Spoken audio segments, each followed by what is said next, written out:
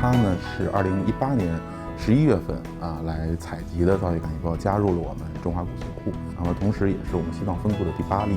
西藏大学的第3例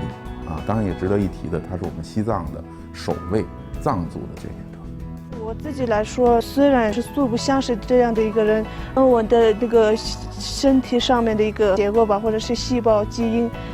匹配成功的这样的一个人，我就觉得很有缘分。然后我自己的话，确确实实，然后就能够帮助到别人。